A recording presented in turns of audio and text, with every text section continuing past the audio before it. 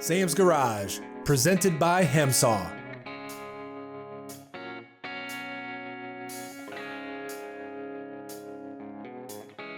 Doug's team at Hemsaw provides an overview of how they'll be designing the new frame for the 57 Thunderbird. Joe starts off by showing how the measurements are taken from the original frame and then transferred in the computer. Then Ron takes over by cutting all the steel sections at the correct angles. This is the exciting day. This is where everything gets cut up and measured for us to be able to build a chassis. So what we're going to do is we're going to go into the shop, the saw shop, right? Right. And then Ron is going to be cutting up all the metal that Joe is going to design, and you're going to help deburr and clean everything up so that next week we can start putting this thing together. You know, Sam, the great thing about this, it's always me watching you, and for a change, you're going to have to watch me. It's very nice of you, because I'm really enjoying it. I'm sure you are. And Joe and Ron have been here forever with Hemsaw. He does most of the designs, whereas Ron is head of manufacturing. So Joe's going to tell you exactly the steps he took to get us to what we're going to be doing next week. I've been tasked with the remanufacturing of this frame. We want a newer frame. It's going to be a little bit lighter frame, but it should be very stout. It's going to go with a Mustang 2 front end in it, but the process starts with this line, this string I've put here, and I've leveled this string to the frame, the main member right here, because this is the only straight part of this whole frame.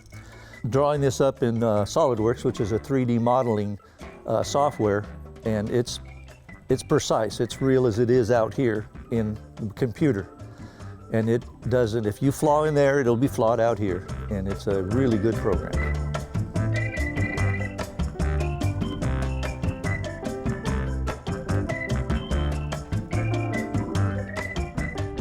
All right, Doug and I are here with Ron, and he's going to be cutting all the pieces out that Joe printed out for him for the frame.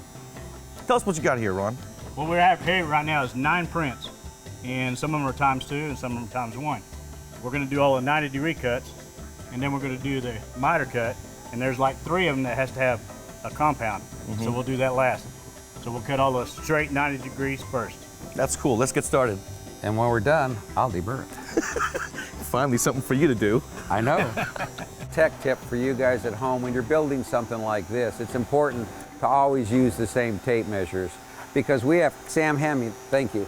We have these 2 tape measures, and we pulled one and we compared it against the other, and they're a 30-second off. But tape measures can vary as much as a 1/16 between 2. So it's real important.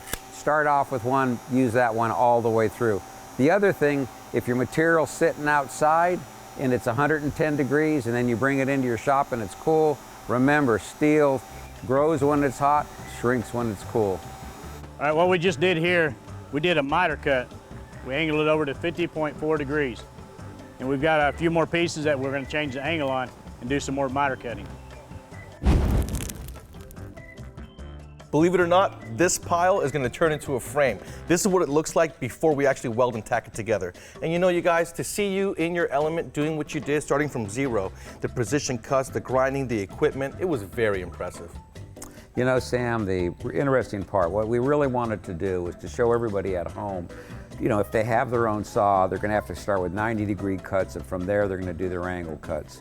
At Hemsaw, we actually do automatic equipment that'll do everything for you. You put your stick in, you program it, and it'll do it. But to watch Joe work his magic, and everything that Ron did, you know, I did the hard part of deburring it. You know, so you got a big laugh out of that. But it was great. It's going to really turn into something where we've got everything we need to build this frame. That's absolutely right. Can't wait to see it come together next week.